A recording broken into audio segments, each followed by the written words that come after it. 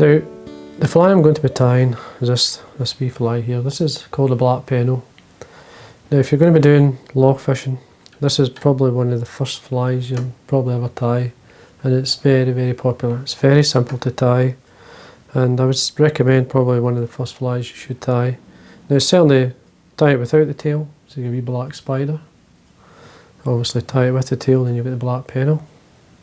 And then a stage further you could put a wing on it, a grey wing, which would give you what they call the blaze black. So within this fly you could obviously tie 3 different styles. But the black Pennell is probably the most popular. Materials I'm going to be using, the tail comes from this here. This is a golden pheasant. This is the collar, called Tippet. Plenty of feathers on it for tying these flies, but they're also used in a lot of salmon flies. Obviously a lot of trout flies are used, and this is the tail.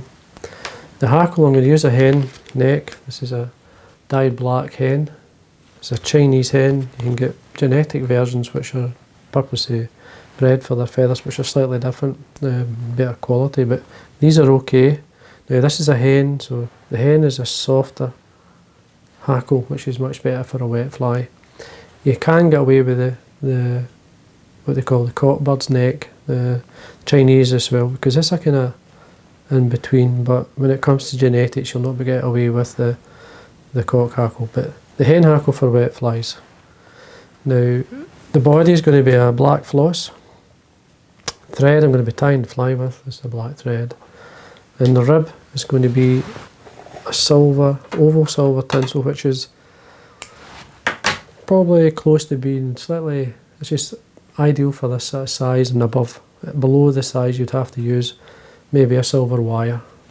So anyway, I'll show you how to tie it. It's quite simple to do. Now I'm just going to zoom in a wee bit closer so you can see. There we are.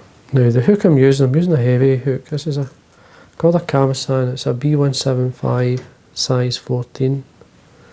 Now it's a heavy wire. It's quite a thick wire.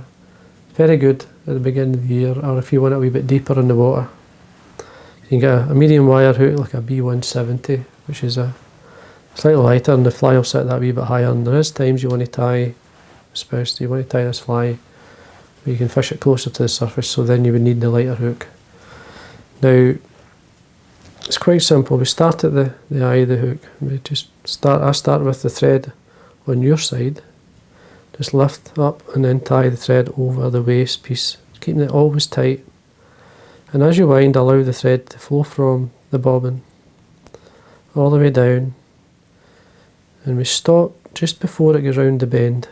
Then we cut away the waist piece. Now we've got our small tippet feather. Already got one sitting here ready. Tail length, you're looking round about the body length. Now to get the tail, what you do is hold the tips of the feather, just hold it like that. Get the points of your scissors so you come through, and you take around about 6 to 8 fibres away. Just trim it, and then you hold the tail fibres, bring away the main feather, leaving the tail feathers on your fingers. And then you lay that down for your next fly. Now, as I say, there's your tail length. You want the kind of orangey side, the bright side to be on top. There's a second black bar area there, that's what I like to tie on. Some people like to see that in the actual tail, so you'd have to go to a smaller feather. And there's your tail length there. And that'll do. There's one slightly shorter than it should be, but don't worry about it, just leave it. And then we trim this the length of the body, which is there. We tie in our rib. Usually offer it to basically underneath. I usually just come up from underneath and bring the thread straight up.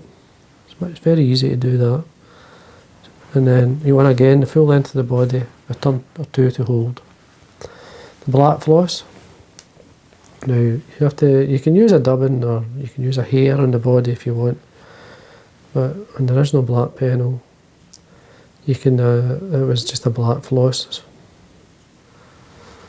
Now when you tie it full length, there's lots of companies sell black floss. This one's by Pheasant's, spears of silk. Just going to pull that in, do a turn, and then I'm going to work my way up. Just when you're doing this, take your time and do a turn in front of the other, just making sure the materials stay on the hook. Now it's important when you wind up and you're just starting to tie your flies, you'll give yourself plenty of room at the head here. Now that's like 1.5 mils, 2 mils from the eye, because you've got to tie off your body, tie off your rib, so you must give yourself room. And then you bring up the floss, you do one turn in front of the other, just building your body up.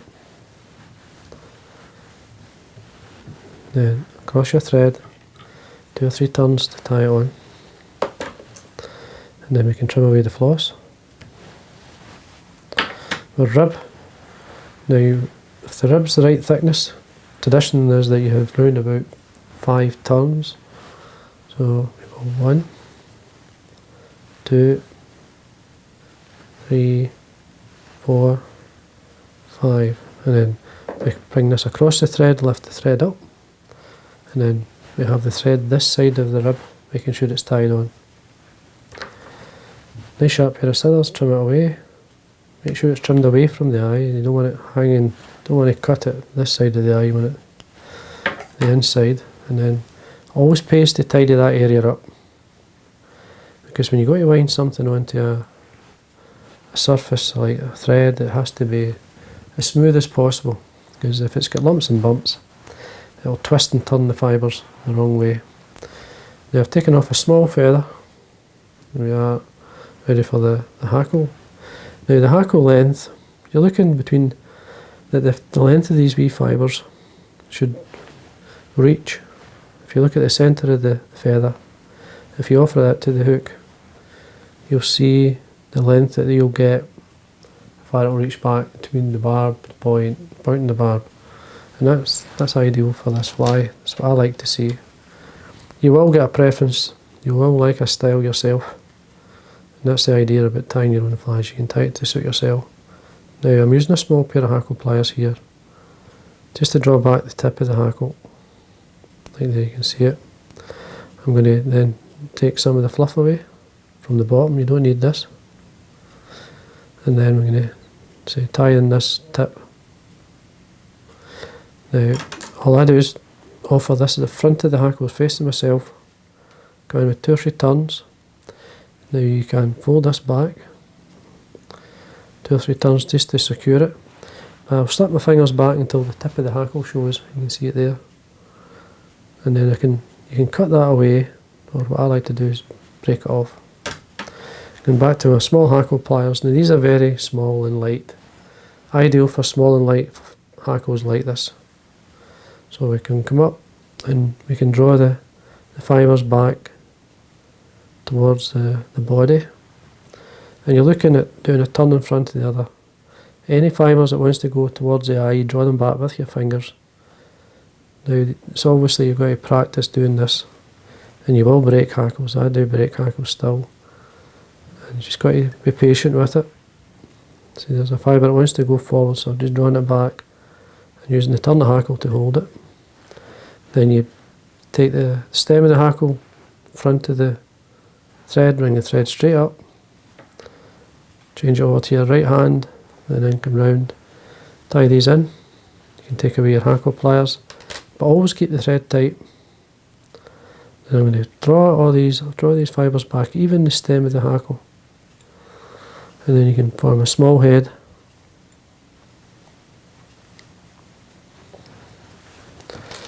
Come in and whip finish. Now another thing I need to learn to whip finish. There's a couple of ways you could. The old way of doing half hitches is okay, but you've got to make sure you varnish the head. But if you can learn to whip finish, then either by hand or by using a tool, it's good fun. This is a Martorelli whip finishing tool, so you should look it up. You'll find it on my channel, and you'll see how I use it. Now whip finish, you're looking 3 to 4 turns.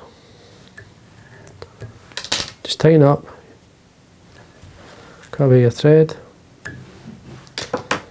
cut away the stem, or like, I know this is nice and tight, so I can break that off. And that's your black pennel, just a wee small basic black pennel. Then all we have to do is you can put varnish on, and I'm going to apply the varnish using a small brush. You don't want to touch the feathers, just all the way around.